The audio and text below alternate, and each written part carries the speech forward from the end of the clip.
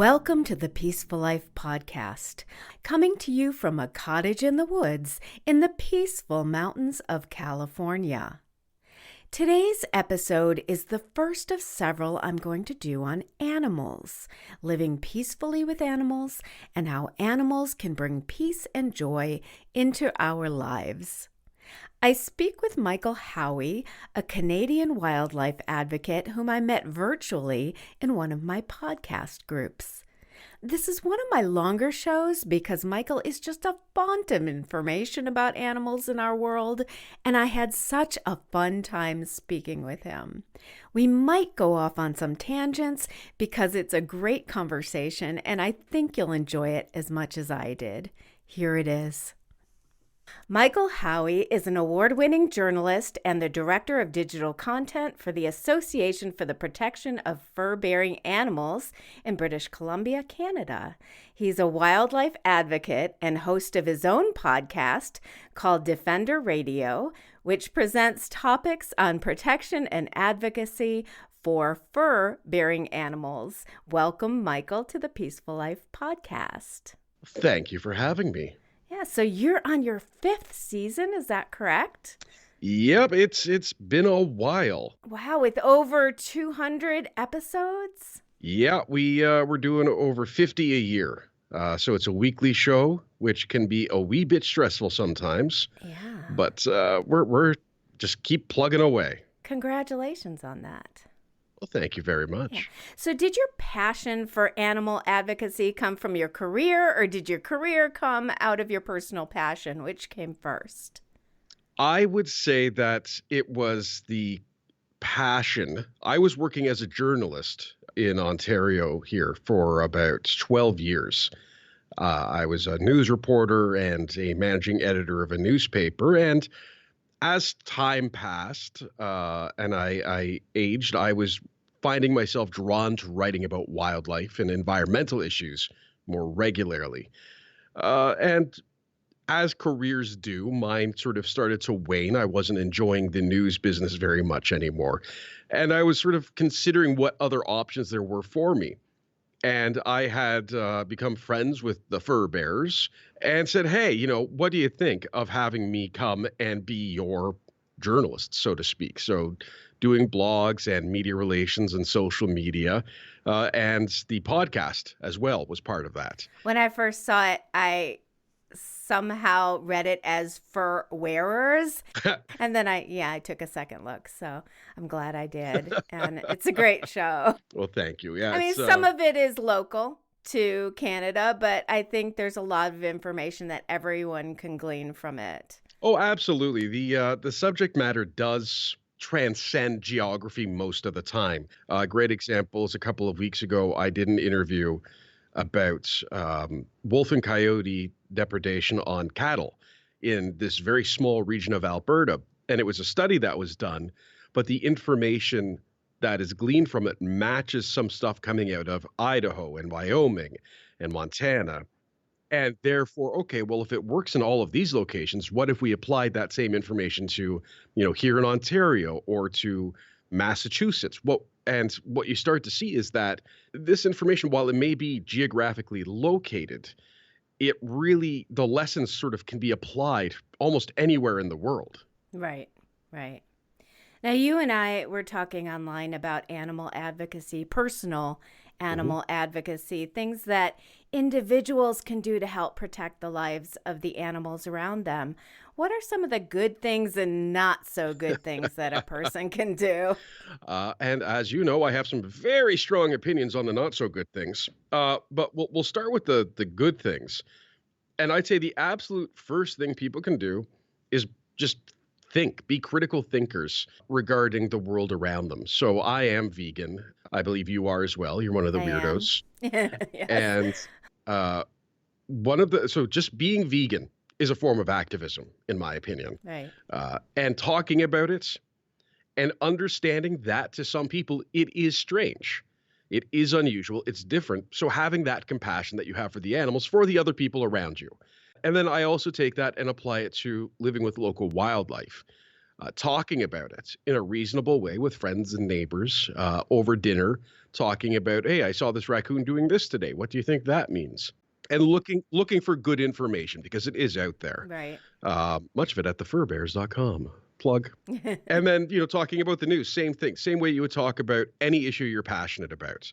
It's just engaging on that subject so it becomes more and more commonplace. One of the largest problems that we as an organization run into when we're working with municipalities or communities on wildlife conflict situations is people simply didn't know there were coyotes in their area, or that raccoons could climb up into their attic, or that squirrels can chew through lines, or mice can fit through a hole the size of a dime, or that skunks will leave a den site if there's noise. But because they don't know a lot of what I would sort of call more basic things, their reactions are disproportionate. Right. And talking about that, I think the first reaction is to be violent against this creature that has encroached into your own space. And this is kind of what the episode is about, is like sharing your world peacefully with these creatures. And I know I listened to one of your episodes about, how to deal with mice or creatures that have gotten into your house that you don't need, rats, examples. Yep. And that your first reaction should not be violent or to kill them because there's other choices. Yeah, and I think people forget, and this is such a large issue. I truly believe that most people at their core are compassionate, do want to do right by the things and people and wildlife, or even just the property around them. Mm-hmm. People want to be good. When we're brought up being told that this is acceptable, and not only acceptable, but the right way to do things, that is a very, very hard thing to move away from. So I think when we talk about mice and rats and other small rodents or insects, people's reaction is what they've always been taught, what they see on television, what their friends have done. And to sort of start that paradigm shift, that's where we say, okay, what can we do? And we can apply two principles here. One is just pure logic, in that killing a mouse in your house largely won't solve the larger problem, which is a mouse got in your house. Yes. And this is true of all wildlife conflict situations that we deal with, is the animal is very rarely the problem. In the case of having rats and mice in your house, yes, you need to remove them because it can be very unhealthy, especially if you have a business and it's a food place, or you're building materials. Like there are actual health hazards. So you need to look at ways of removing these animals, and we are always going to advocate for the humane methods that you can pretty much just catch and release. And then you have to look at how they're getting in. And sometimes it's easy. There's a very clear entrance point, and sometimes it's not so easy. Yes, there's mice or rats or squirrels or whatever in here. So we need to remove them and apply your compassion there, and do so as safely and humanely as possible. And then apply the logic and say, how did they get in here? And let's prevent that from happening again. And that's really the two-step kind of core process. Well, when we talk about coexistence, is understanding what has changed to cause a change in the animal behavior or in the environment, and how do you also manage that compassionately? Right. Thank you. Here in the U.S., our president, unfortunately, but not surprisingly, lifted a ban on the import of big game trophies, including elephant tusks, lion hides. And we've seen these trophy images online, which never cease to enrage people. And again, we were talking about posting these really evocative images. What would you recommend that we do as a society here to kind of advocate for animals without splitting the society? Because hunting is a huge issue here. Yeah. I'm sure it is there too. Yep. Hunting is very, very common in Canada, as is fishing. Trapping, which is our primary focus, is roughly 30,000 people out of 32 million. But it's large enough that it can be problematic still. Again, I come back to talking about it. and trying to reframe some of this. So when we talk about big game, there is the common conception that, well, I'm helping this little village. Right. And this is where, as an advocate, my journalism kicks in, because the instinctual gut reactions to a statement like that is, no, it's not. You're wrong. And the truth is, it does help the community because they are spending money. Right. But the long-term health of that region is put at risk by big game hunting, particularly predator big game hunting. So it's, yes, you might give them a temporary gain, but at what cost? Mm-hmm. And these are also often regions where they're maybe not managing the populations very well. So yes, come hunt this elephant, but how long is it going to take for that elephant to be replaced? And Well, they say it's positive for wildlife conservation, and that the sportsmen who pay $100,000 or more per hunt for these animals provide the funding for conservation. But again, are there any real data behind that? well, and that's the question to ask. So we do know that in the United States, I know, and Canada is a little bit of mix and match. The fees from hunting, trapping, and fishing are redirected into conservation efforts. So this is true.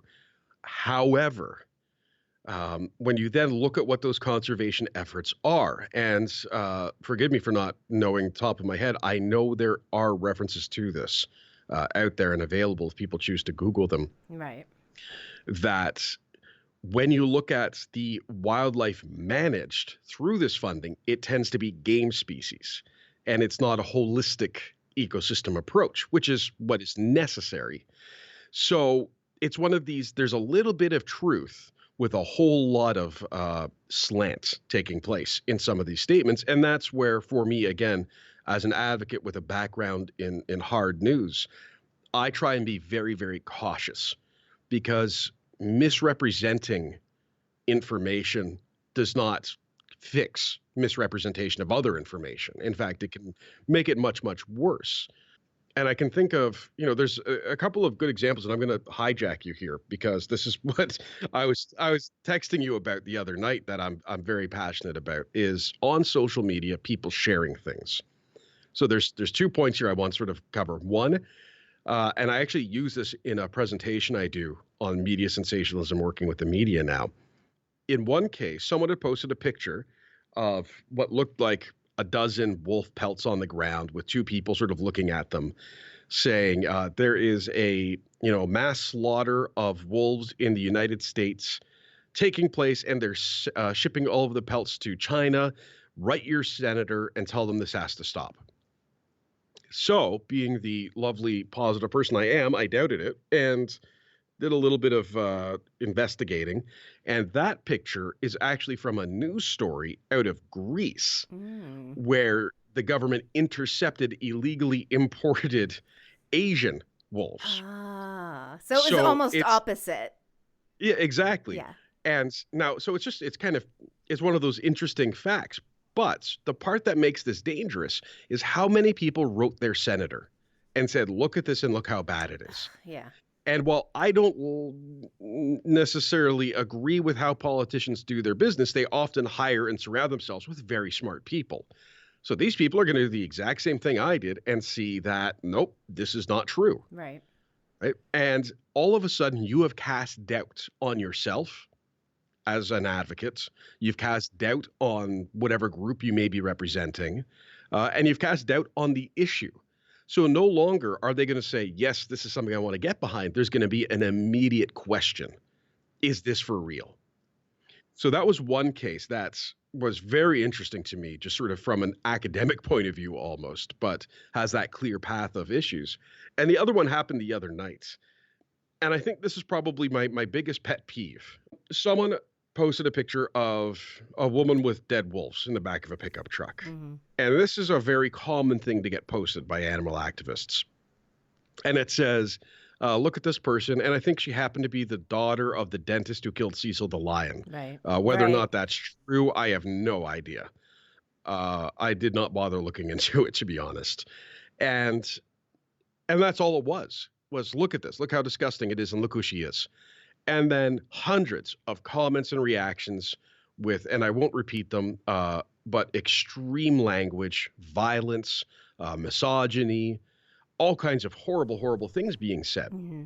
And I asked two questions that went unanswered. One, what was the point in sharing this? Right. And two, what does it say about us as a group of advocates if this is how we respond? If we use this kind of language and this hatred and this threat of violence. And to be very, very clear, saying I want someone to hunt you on Facebook does count as a death threat. Right. Right. That's something that is forgotten. It's unfortunate. Yeah.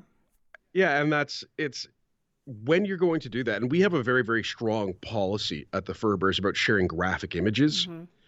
We warn you first, so you know you're going to see it, and only if it serves a purpose are we going to show it. So if it's essential to understanding what we're talking about, we'll show it. But part of it too is we're going to give you something to do. So it's not look at this horrible thing in the world and just feel angry and seethe about it. It's look at this really horrible thing in the world. Here's how you can be part of the solution. Right. And we have an advocacy item, or we have this is how you can reframe the conversation, or like we provide something for people to do. Because otherwise you're just filling people with anger and hurts and leaving them. Well, that also brings me to like the extreme advocates. And now with the internet, they're going on Facebook Live. And, I'm breaking into this establishment and I'm saving this pig. And to me, I'm really conflicted. Yes, these animals are being treated poorly, but you're also breaking the law.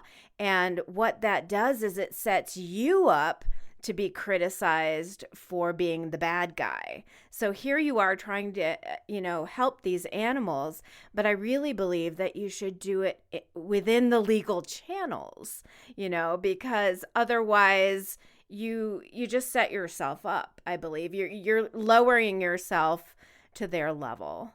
I think there is a time and a place for civil disobedience. I think that there is a time and a place to challenge law and order as it is set out in society.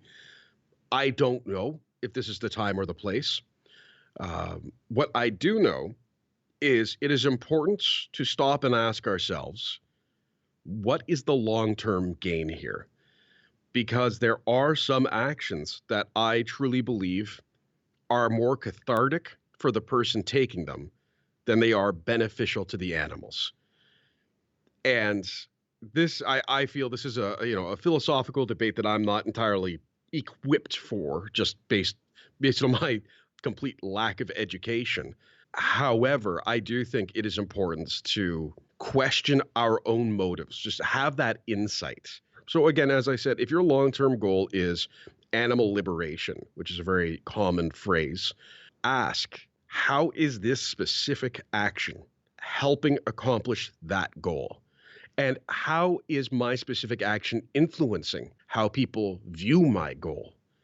Which is something I think, again, as a society, we need to do more of.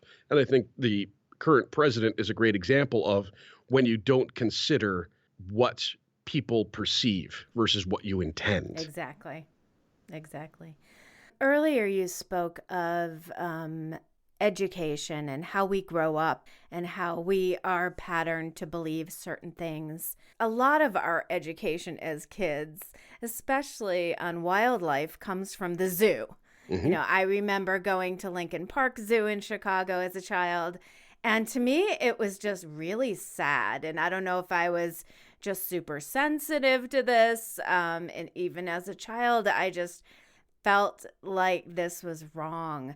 And I know many of them are doing great work with endangered species and research, but I personally, even as an adult, can't get past the animals being confined for human entertainment. Mm-hmm. So should zoos be abolished, or do they serve a purpose for conservation? Well, no loaded questions today.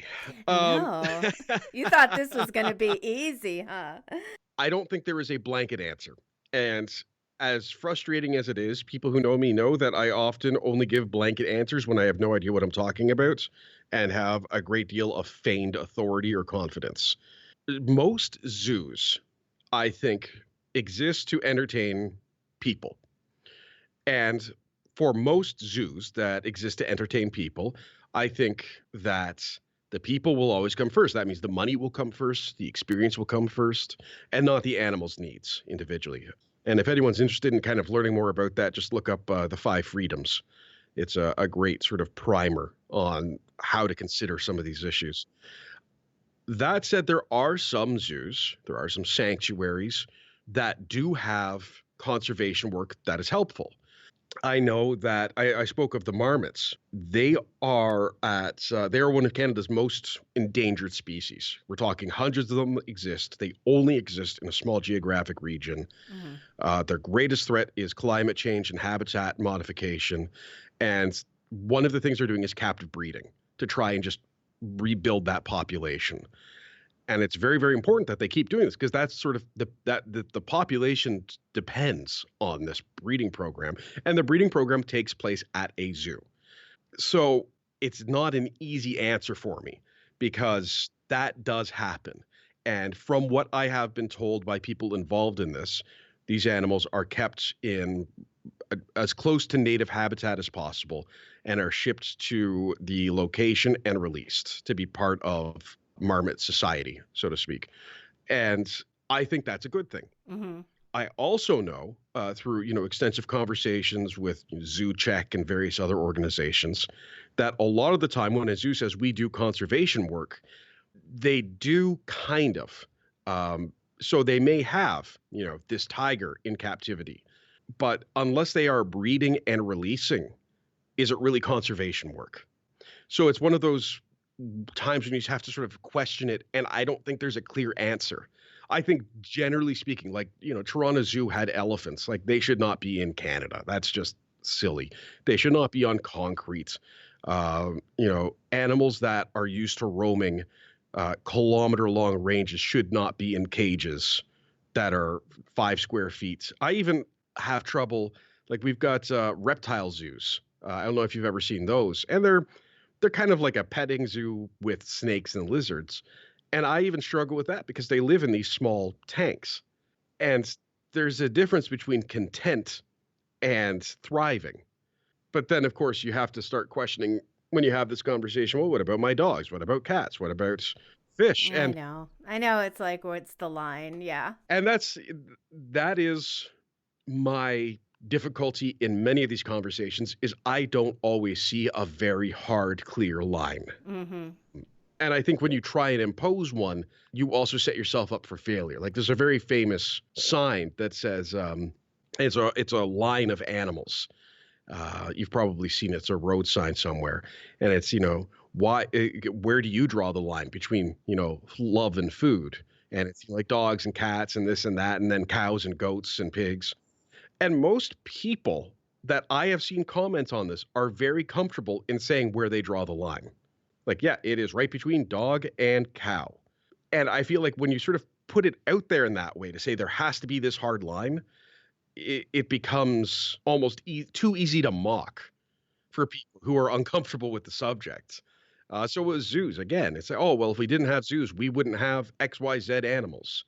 And that's not entirely untrue, but that still isn't really good or bad. Yeah. So, Well, what they do really well around here, and I don't know if you know my story, but I've been a city girl all my life. And, 6 years ago, I moved up to the mountains right adjacent to Yosemite. mhm. And what they do really well here is wildlife education in the schools and starting young, which we didn't have in Chicago. Like I said, all we did was go to the zoo. But here the rangers come out, they talk to the children. They have special programs where the schools can go into the park for the day and learn about the wildlife. And I believe that this should be more prevalent, and especially in the urban environments, because even in LA, they have wildcats that come around to your door Oh, yeah. and, they're encroaching. So you had posted a great image. It had a deer crossing the road, and it said, "Things are not always what they seem. The deer isn't crossing the road is crossing the forest," Yeah. which is wonderful because it's a great reminder that wildlife was here first and we've moved into their territory. Absolutely. And that's challenging the way we think. It's that critical thinking again. Some of the educational programs we offer, just typically in class visits, or we do guided hikes for school groups and camps, that is a large component of it, is questioning things, asking, explain why this is a thing. Mm-hmm. And I think in general, well, I can only speak to my experience as a student many, many years ago, but that was not present for many things. We were taught to remember things and then spout things. We were not taught how to think necessarily. And I believe if we do that with wildlife, it will only benefit society at large, even if you come down on the side of, well, I've questioned all of this, I've looked at all the evidence, and I think it's okay to do X, Y, Z. At the very least, you're engaging in a different way. I really like that image, though. And it reminds me in Oakville, where I'm from originally, which is a suburb between Hamilton and Toronto, there was a series of coyote sightings, and people were very, very concerned. And again, it's that same thing I was saying, is people aren't used to seeing it. They don't know it's there, so when they do see it, they react. And people say, well, where'd they come from? They've never been here before. And we know we should ship them up to Algonquin Park 5 hours away, all this other crazy stuff. And I was working for a newspaper in the region at the time, going to the library and getting old aerial images of the area from the 70s, the 80s, and then into the 2000s. And in the 70s, it was all field and forest. In the 80s, roughly half of it had been converted to, suburban housing. But in the last 5 years, all of the remaining area had been plowed down and turned into car dealerships and self-storage units and those great big buildings. Right. And like when you then look at exactly where all of these sightings and quote unquote concerning behavior was, it was right next to what had been probably coyote habitat for 50 years. We literally paved it and then were shocked to see them not there anymore. So it's very difficult sometimes to sort of have those conversations and remain. Yeah, and you have to just switch your perception. Yeah. Yeah, I have a photograph. I collect old photographs too. And I have one of Los Angeles, and it literally says Highland Avenue. And I don't know if you know, Hollywood and Highland is like a huge tourist spot. And this photograph, which is not dated, has one farm on it and a mountain behind it, which is where the Hollywood sign is. But it must have been from the late 1800s. Wow. And it's just amazing because it's one farm and then just land. And that was it. So it just brings it into perspective what we've done. Yep.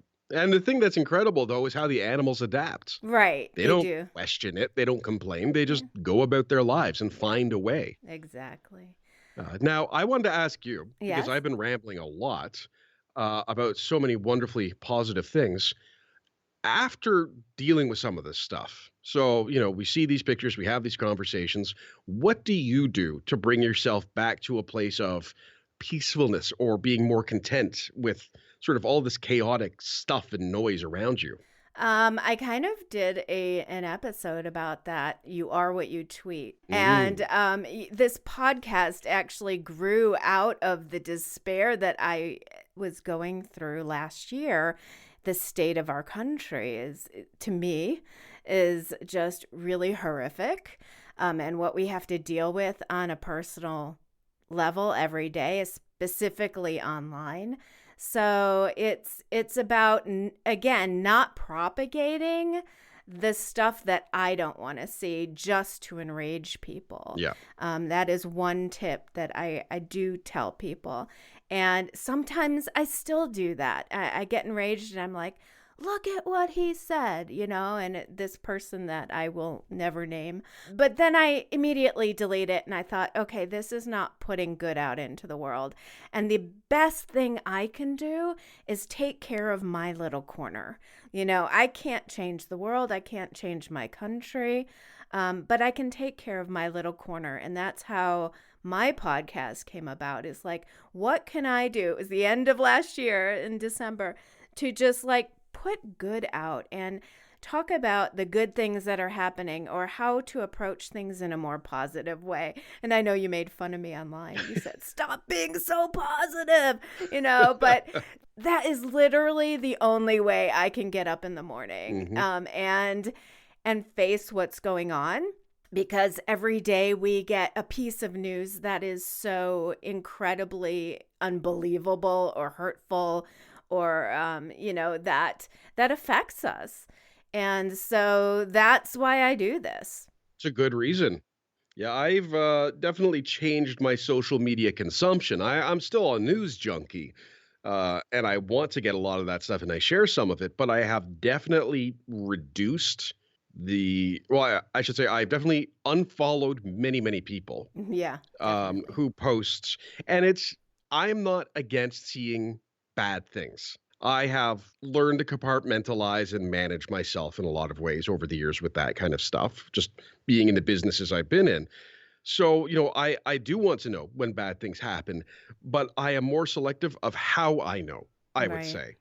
And I have very close friends who are on the complete opposite side of the spectrum that I haven't blocked, because they're important to me, family members, close friends. And also, I want to avoid the whole bubble syndrome Mhm. where you're only interacting with those who think like you, because I think that also can be detrimental to critical thinking. Absolutely. It's a big issue. I actually just spoke about that with a science communicator who's on my show first week of June, talking about the echo chamber is what she called it. And it's difficult because you do want to hear the other side of things, but you want to get good information. Like that's a falsehood in news, is that there's two sides to every story. Right. That is an absolute falsehood. There can be one side to a story, or there can be 100 sides to a story. It depends on the story. So when we have, let's say, an economic debate going on, and they say, well, here's the side that thinks that, we should find a way to feed children. You don't therefore have to have a side that says, and here's the side that thinks we should get rid of all the children. Yeah, Um, right. like, you don't have to give those people a voice. Yes. So yeah, I definitely manage that. And I'm not Um, a news junkie and I try to avoid it, but I have this thing on my phone. I don't know how to change it, that anytime there's a breaking story, it pings me. Unfortunately, it's always something terrible. mhm. So I literally wake up to a ping in the morning and I think, uh oh, another mass shooting, or something has happened, and it's never good. So I have to figure out how to turn that off on my phone, because I don't like waking up like that. That does Yeah. not contribute to a peaceful life, I'll tell you. Well, I like to try and empower the people who are making change when I get stuff like that. So there's been a school shooting, and let's talk to the kids who are affected. Let's talk to people who have solutions and promote that. And it's hard. It's hard. We've strayed a little on our topic, I but that's blame okay. I blame you. I had my notes. I was like, I'm going to talk about coyotes, and coyotes are good, and I like ice cream, and this is the kind of ice cream I like. And then you were like, well, what about this? Last but not least, do you share your life with any domestic animals? I do share my life with domestic animals. We have my wife and I have many dogs, and JJ was my dog originally. I'll go through the list. Okay. She is a shepherd lab mix. I adopted her on my own before my wife and I got together, and she is lovely and guards me against people, which is not lovely. We've got Peanut, who is a miniature pinscher. She is 13 and still going pretty well. And we've got Baloo, who is an 11-year-old Labrador, and Monster, who is a 9-year-old French Bulldog Jack mix. Pigeon, who now has his own Facebook or sorry, his own Instagram, Team Streetbird. He is a 3-year-old Boston Terrier Chihuahua mix, and he's the one that's doing dock diving and agility and frisbee competitions. Wow. And we have Chi Chi, who is a little tiny Chihuahua of uncertain age who has one tooth. Oh, She is very, very pathetic. that's a great family. Yes, they keep me content and peaceful sometimes. Definitely. And my next guest after you is going to be an animal communicator, so that will be interesting. How do they communicate with animals? We'll see. My animals typically tell me they want something by coming over and bugging me until I do things. Oh, I can definitely talk to my dog and my cats. I just posted a video on both Peaceful Life podcast and my own wall on me talking to my cat. So Hmm. you'll have to check that out. Anyway, thank you for joining us today. This has been a really informational and pleasant conversation. Thank you for having me. To learn more about Michael Howie and his work in animal advocacy, go to his website, thefurbearers.com, and you can listen to his podcast, Defender Radio, available on all podcast providers, and you can visit him on Facebook at facebook.com/Defender Radio. You've been listening to the Peaceful Life podcast. Remember, you are a spectacular human being, and by listening, you are that much closer to living a peaceful life. Have a super fantastic week.